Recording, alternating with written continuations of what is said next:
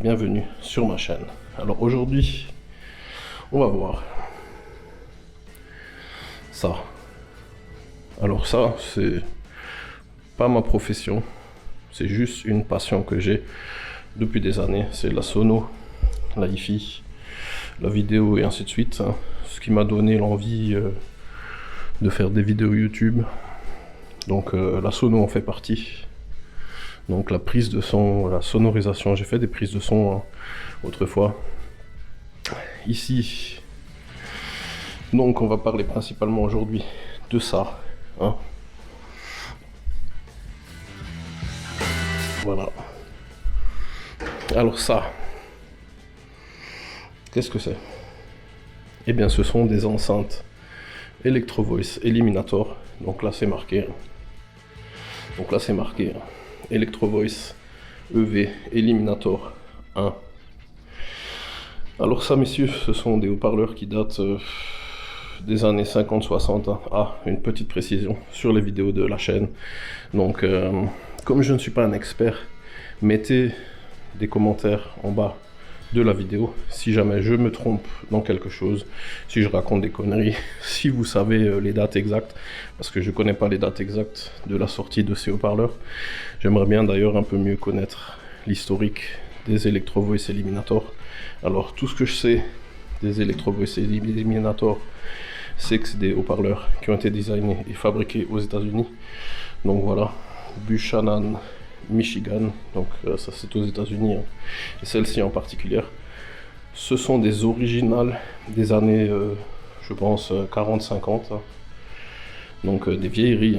C'est pour ça qu'elles sont si moches et en mauvais état. Alors elles sont plus moches et en mauvais état.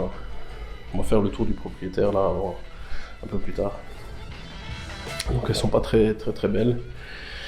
Donc les Electro Voice Eliminator, c'est dans les années Klipsch Horn, Klipsch La Scala, tous ces haut-parleurs. D'ailleurs je me demande si c'est pas Klipsch qui a designé ça pour Electro Voice, parce que Klipsch et Electro Voice, je crois, ont travaillé ensemble. Ici sur le côté, je sais pas si vous voyez, il y a un emplacement ici et un emplacement là. Normalement il y a encore une paire de tweeters T35 je crois, T35, donc des tweeters de marque Electro Voice Klipsch, ce sont les mêmes. Donc Electro Voice et Klipsch ont partagé les composants de leur haut-parleur. Donc ici normalement il y a encore deux T35 mais ils ont disparu. Ces haut-parleurs je les ai achetés il y a peu de temps, ils étaient dans cet état là, je les ai reçus comme ça. Donc ils sont pas tout jeunes. Alors, je vais vous montrer une particularité. Donc déjà là, il manque deux tweeters. Ensuite, je vais attraper le moteur de compression.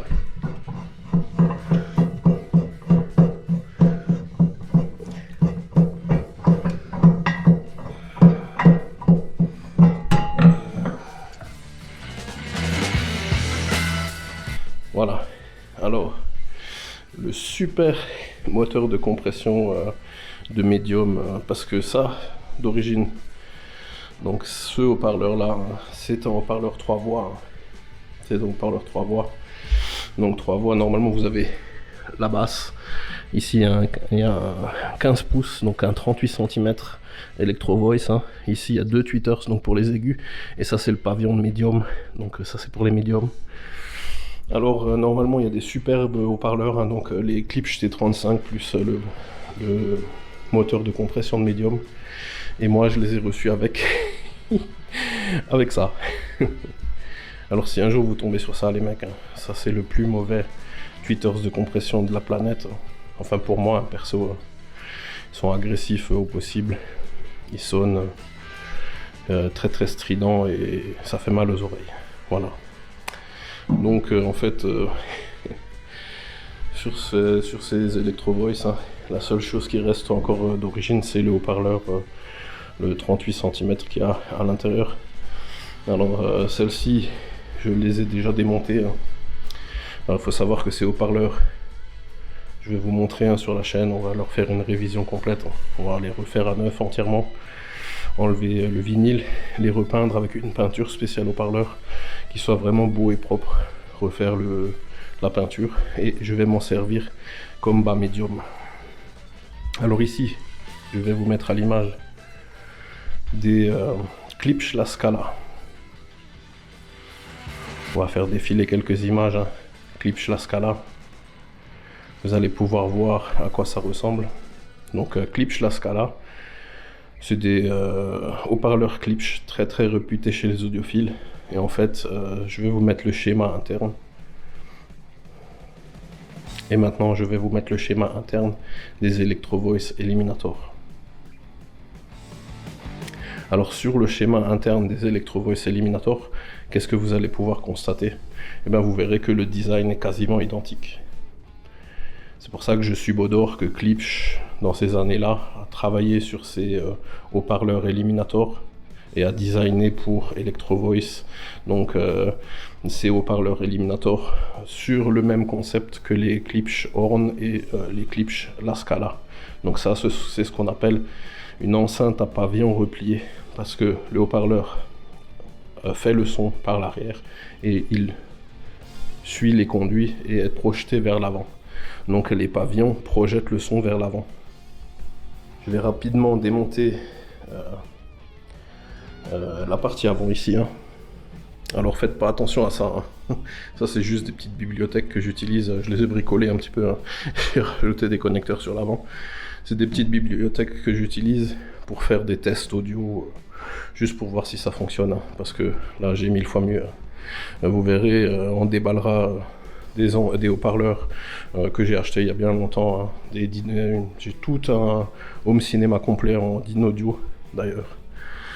Ici, vous pouvez voir un Meridian, on n'arrive pas bien à lire là à cause du reflet, hein. C'est un Meridian 568, donc c'est un processeur home cinéma Meridian, hein, que j'ai dû démonter rapidement parce que il y avait des problèmes de connexion, hein. Comme il est déjà assez vieux, et ben, il y avait des problèmes de connexion à l'intérieur. J'ai dû un petit peu tout nettoyer et tout remonter proprement pour qu'il fonctionne nouveau correctement. Alors ce processeur, voilà, processeur Meridian 568, hein, je sais pas si on le voit bien avec le reflet, voilà. Meridian 568. Alors ça c'est autrefois quand moi je l'ai acheté, hein, c'était ce qui se faisait de meilleur, hein. Vous avez la totale, hein, il fait MPEG, DTS, Dolby Digital, THX. Alors autrefois, à l'époque, quand je l'ai acheté, ce truc là ça valait une fortune. Ça valait une fortune. Et maintenant ça vaut plus rien. Mais en fait il fait encore super bien son boulot de préamplificateur. C'est un bon préamplificateur, donc je vais m'en servir comme préamplificateur. Il accepte un peu tout, hein. Il accepte des entrées analogiques, des entrées digitales, des entrées optiques. Donc on peut lui mettre un peu toutes sortes d'entrées.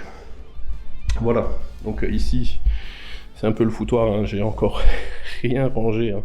Donc vous verrez au fur et à mesure, tout ça va évoluer, hein. Donc ici, j'ai encore ma carte son avec mon PC qui me sert. Alors le PC me sert à régler le processeur, parce que le processeur de son, on peut le régler via l'ordinateur, donc on le règle via PC, hein. Et me sert aussi à régler les filtres, pas celui-là, mais j'en ai un autre, un DCX, hein, vous le verrez. Ici, la grosse télécommande à l'ancienne Meridian, voilà. La grosse télécommande à l'ancienne de chez Meridian. Alors, mon casque Sony, hein, quand je fais des vidéos YouTube, j'adore ce casque parce que le son, il est assez bon pour faire des vidéos. Alors ici, ça c'est juste pour des tests, hein. J'ai pris ça pour tester, hein. C'est un vieil ampli Musical Fidelity A100. Donc il fait 20 watts classe A. Et il va, je crois, jusqu'à 50 watts, mais espérez pas trop 50 watts. C'est une vieillerie, hein. Et ici en bas, ça c'est pour les basses, hein. C'est un vieil ampli de Sono Made in China, Samick. Alors pourquoi est-ce que j'ai choisi cet ampli? C'est parce qu'il est très puissant et parce qu'il est passif. Donc en fait, vous avez sur les côtés là et là des grands radiateurs qui le refroidissent, il n'y a pas de ventilateur dessus. Donc en fait pour la sono domestique, où on veut un très bas niveau sonore, c'est pas mal. Donc après, hop, il faut que j'enlève ça. Hop.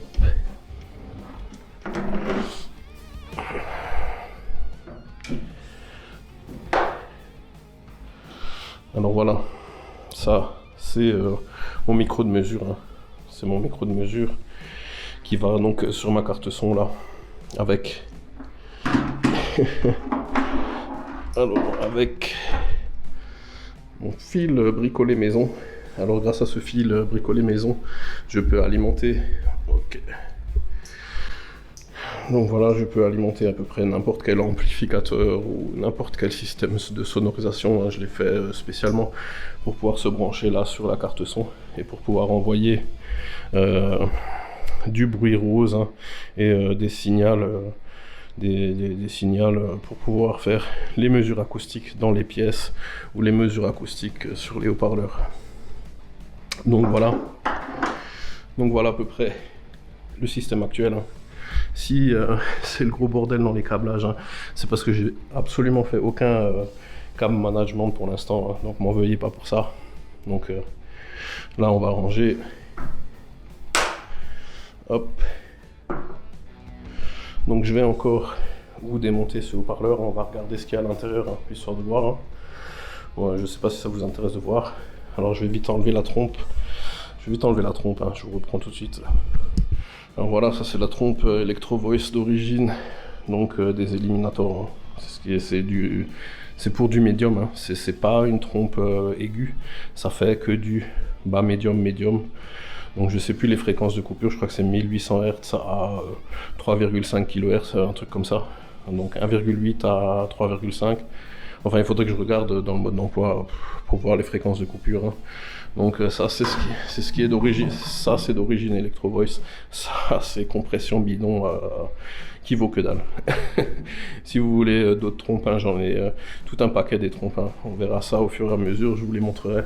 Là donc ici, je sais pas si vous voyez, hop, on va aller voir des côtés.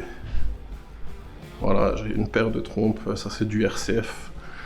Voilà, des trompes RCF avec leur moteur de compression. On essaiera de faire fonctionner ça aussi, hein. Donc les trompes RCF.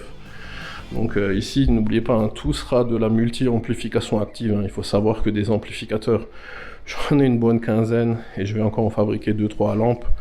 Donc on pourra faire pas mal d'essais, des essais en tout genre, voilà. Donc là, vous voyez que le sommet de l'iceberg, hein, des amplis de sono, j'en ai 7 ou 8, des amplis de audio domestique, j'en ai 4 ou 5 ou 6, ou j'arrive même plus à compter, je me rappelle plus de la moitié. Donc on aura largement de quoi faire muse, hein. Donc là ici je vais certainement encore construire des têtes, donc des têtes pour pouvoir faire parce qu'en fait les Electro Voice Eliminator à la base ce sont des haut-parleurs 3 voix. Donc ici, je sais pas si on va le voir, je vous le montrerai après, on le voit pas bien. Il y a des boutons que l'on peut tourner pour atténuer, augmenter ou diminuer.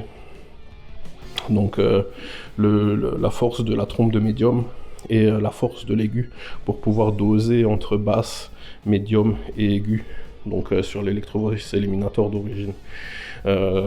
Tandis que moi, je vais me servir de ces Electro Voice Eliminator comme caisson de bas médium. Donc ce sera de la basse principalement et du médium légèrement. Et ensuite je rajouterai certainement une trompe de médium, parce que ça c'est des pavillons de médium, hein, ils montent pas très haut, je crois c'est 9 ou 12 kHz, quelque chose comme ça, donc il va falloir quelque chose qui fasse encore des aigus. Donc je rajouterai une compression d'aigus, je pense, voilà. Donc je vous ai rapidement démonté le compartiment où il y a le sub de 38, hein, dans l'Eliminator. Et là, au dos du panneau qui masque l'orifice, donc pour le 38, on a le filtre, donc les différents filtres, filtres Electro Voice, hein, qui permettent de filtrer donc les 3 voix qui étaient présentes là d'origine du haut-parleur. Vous voyez, il y a même ici un des tasseaux qui a été cassé, hein. C'est vraiment des vieux haut-parleurs, hein. C'est des origines des années 50, hein. Donc je pouvais pas demander à ce qu'elles soient en parfait état, hein. Donc il va falloir que je les retape, hein. Si je les avais achetés en état parfait, ça m'aurait coûté les yeux de la tête, hein. Et j'en aurais même pas trouvé, hein, parce que sans déconner, je sais pas si vous voyez, mais des Electro Voice Eliminator comme ça, on n'en trouve pas. Alors on trouve beaucoup de copies, parce que ce truc là ça a été utilisé en technoparty, ça, vous avez dû le voir dans toutes les technoparties, ou presque toutes les technoparties, parce que ça, c'est franchement des super bons caissons de basse, hein. Ça fait un super kick, hein. Ça descend pas trop dans le grave, ça descend à une trentaine d'hertz, mais par contre c'est un super kick. Elles sont tunées, donc le tuning du pavillon ici, hein, c'est 55 Hz, donc dans le bas elles ont un super kick et elles sont très très appréciées par le monde de la sono et de la techno. On trouve les plans de ces haut-parleurs, si quelqu'un les veut, hein, chercher sur internet, hein, c'est libre, en libre accès. Donc il y a eu beaucoup de refabrication, hein. Personnellement, je voulais pas de refabrication, hein, je voulais des originales, donc je vais enlever tout le vinyle pourri, les peindre propres et voilà. Alors, en dessous,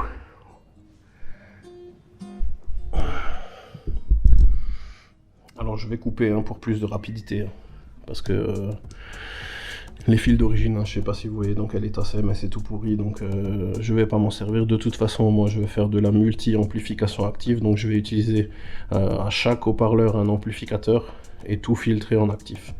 Donc je vais pas me casser la tête, hein. Je vais prendre ça et je vais couper un peu à la Burinator. Alors voilà, donc Electro Voice Eliminator, hein. Donc ça, pour les fréquences moyennes, 3 dB d'atténuation, médium à fond, et là c'est un atténuateur pour les hautes fréquences. Alors, je pense que pour le style, je vais laisser tout ça, je vais tout nettoyer, rénover, repeindre à peu près proprement. Mais je me servirai plus des atténuateurs, hein, parce que ça c'est ce qu'on appelle un filtre passif. Donc vous avez des filtres complets, hein. Ça c'est Eliminator, c'est Electro Voice, ce sont des filtres complets, hein, des systèmes de filtration complets. Ici c'est un atténuateur pour les aigus, hein, et ça c'est juste un atténuateur pour les fréquences médium. Alors les atténuateurs, hein, c'est des résistances, hein, c'est tout. Voilà. Vous voyez, ça tombe un peu en morceaux, hein. Je vous raconte pas dans quel état elles sont arrivées, j'ai dû les dépoussiérer, les nettoyer, les laver. Alors ici, vous voyez à l'intérieur le haut-parleur de 38, hein. Donc c'est des vieux haut-parleurs, hein, d'époque, hein. Ils sont très très très très lourds, hein. Ils sont énormément, je sais pas en quoi ils sont faits, je sais pas si le saladier en métal et pas en aluminium, il est peut-être en acier, hein. Voilà, ils sont extrêmement lourds comparés à des haut-parleurs modernes. Donc sachez que là-dedans il y avait de la laine de verre, donc il y avait un gros paquet de laine de verre pour absorber l'onde arrière du haut-parleur, et que j'ai déjà enlevé, hein, parce que je les ai nettoyés à fond quand je les ai reçus, hein. Elles étaient dans un tellement sale état, que je les ai nettoyés, et même nettoyés, vous voyez bien, ça reste pas terrible. Alors beaucoup de peinture s'impose, un nettoyage et tout ça. Alors je vais encore vous sortir le haut-parleur, hein. Il est sur un panneau démontable, on peut démonter en sortant les vis là. Donc voilà, le haut-parleur est dehors, hein. Vous voyez, ça vient se fixer sur ce plateau, et après on a les 4 encoches pour 4 vis pour venir fixer le tout à l'intérieur du haut-parleur. Donc voilà à quoi ça ressemble là. Alors voilà la face, l'autre face. Alors c'est plus très propre tout ça, hein. C'est même plutôt dégueulasse.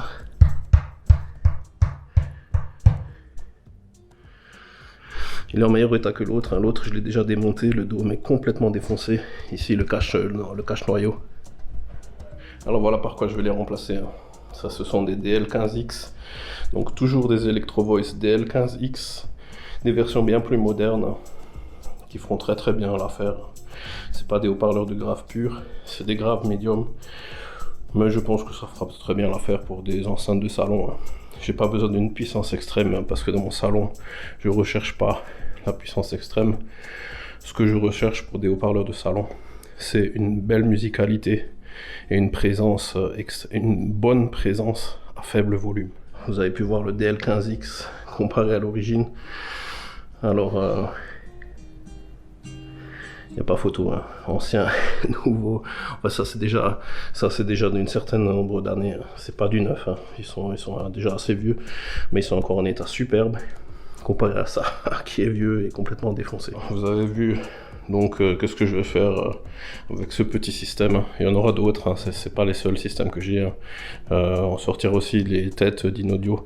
Donc la prochaine fois je vous ferai vite fait une installation de DL15X dans le caisson là, plus une tête filtrée avec le filtre actif et le préampli, histoire de voir un peu qu'est-ce que ça peut bien donner. Et ensuite on fera une restauration complète de ces haut-parleurs pour que ce soit beau dans mon salon, parce que là c'est pas vraiment terrible, hein. Le vinyle est tout vieux, le bois est pourri, ils sont sales. Enfin, ils sont pas sales, je les ai nettoyés, mais ils sont tellement vieux que même nettoyés, ils ont l'air sales. Donc, on va leur faire une superbe restauration. Alors là, vous avez le marquage 1, 2, 3. Alors, si vous savez à quoi ça correspond, normalement, c'est l'année de fabrication et le mois, la semaine et l'année de fabrication. C'est à ça qu'on voit que ce sont des originaux des États-Unis, parce que ce numéro, c'est un numéro original américain. Là.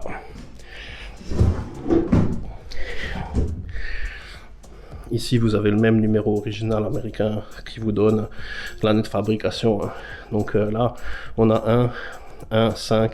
Donc si quelqu'un sait à quoi correspondent ces numéros, qu'il me le dise dans la description, dans les commentaires de la vidéo, qu'il me dise à quoi ça sert, à quelle année, à quelle date de fabrication ça correspond. 51 peut-être, je ne sais pas, c'est des années 50, 40, 50. C'était une petite vidéo concernant ce qu'on va faire sur cette chaîne. Donc mettez-moi plein de commentaires, si vous avez des questions, je répondrai avec plaisir. J'espère que cette petite présentation de mes Electro Voice Eliminator vous a plu. Et si ça vous a pas plu, hein, comme d'hab, vous mettez des pouces vers le bas. Si ça vous a plu, des pouces vers le haut. En attendant, je vais vous souhaiter à tous une bonne fin de journée. À la prochaine. Ciao, bye bye.